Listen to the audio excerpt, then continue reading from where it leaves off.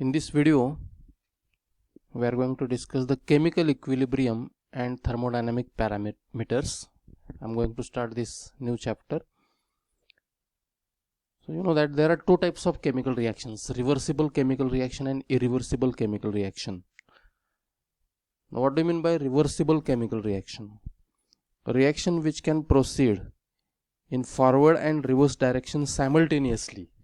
It is called as reversible reaction, or reaction in which reactants first of all react and form the product by forward reaction.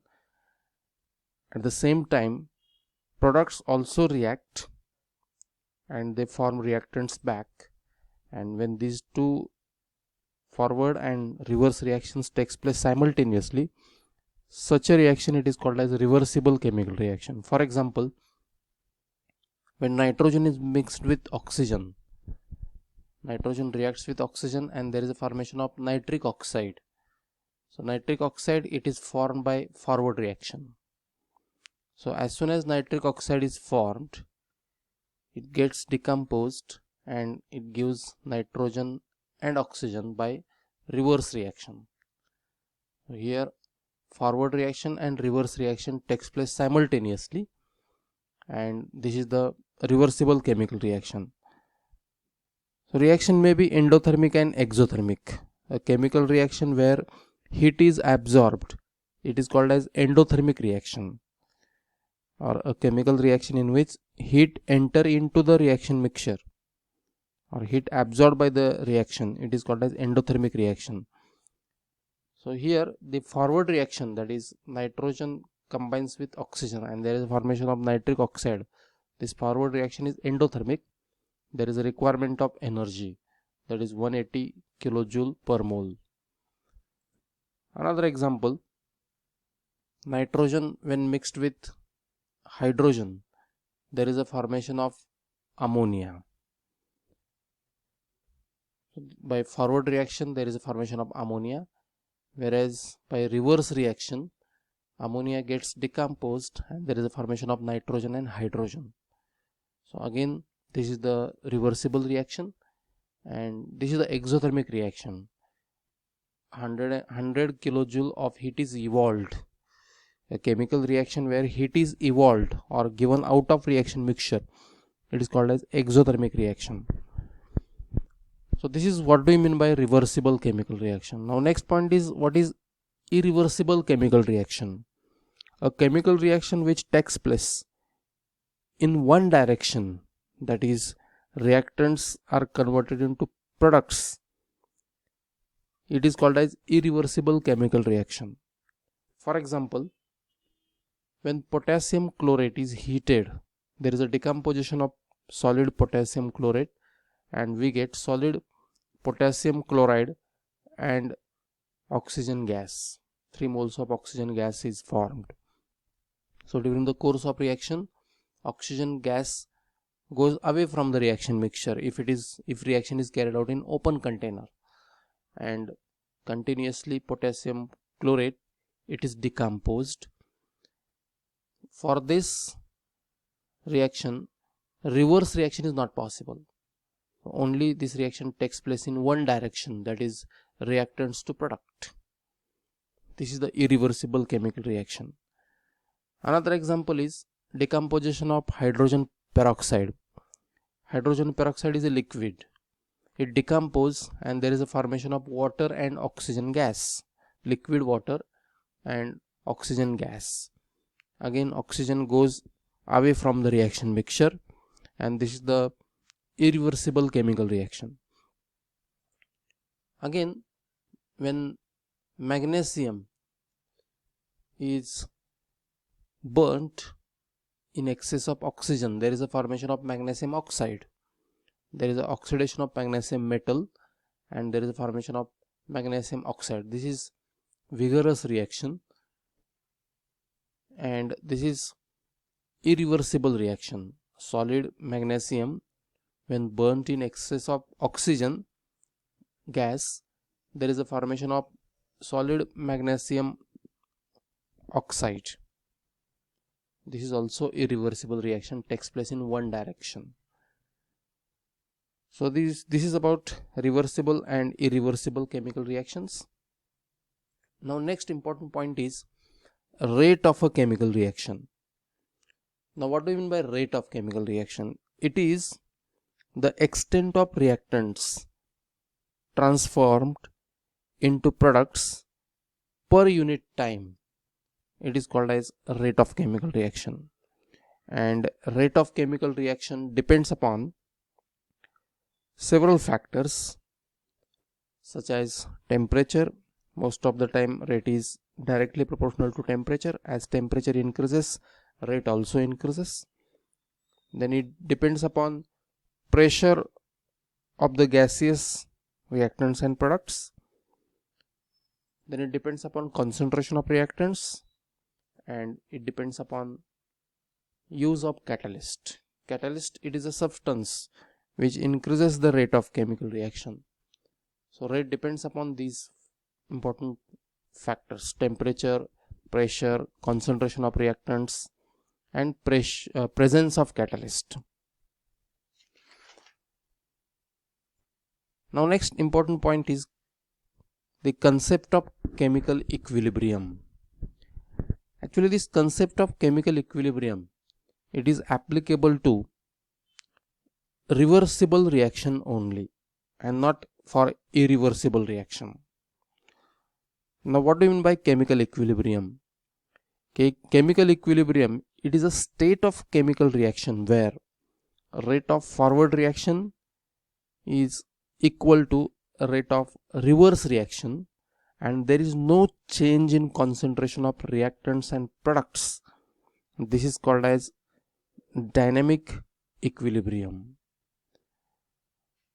And by changing the experimental conditions, the equilibrium can be shifted to the right side or left side. So this is the meaning of chemical equilibrium. So as soon as reactants are mixed, first of all reactants react and they form the product. So rate of forward reaction will start first.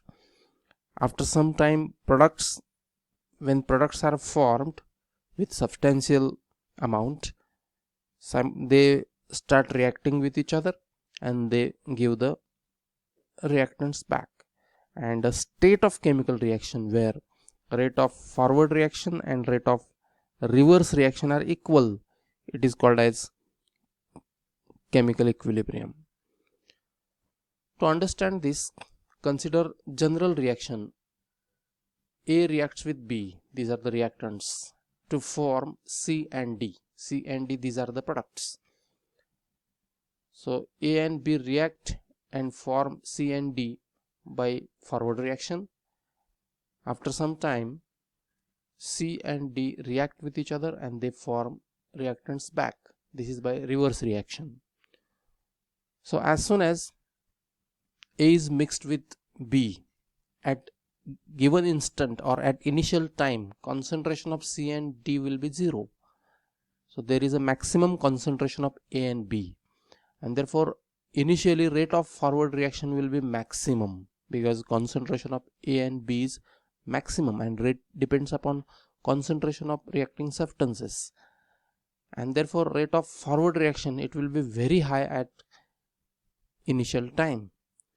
So when we plot rate versus time, so initially rate of forward reaction will be very high, and as time goes on, continuously A and B gets converted into C and D, and therefore concentration of A and B decreases, and therefore rate of forward reaction also decreases, and therefore this is the curve for rate of forward reaction. Initially rate of forward reaction is very high, and as time goes on, as concentration of A and B decreases, rate of forward reaction also decreases, and after some time rate of forward reaction remains constant. Now consider the rate of reverse reaction. So in the beginning, as concentration of C and D is 0, the rate of reverse reaction will be 0.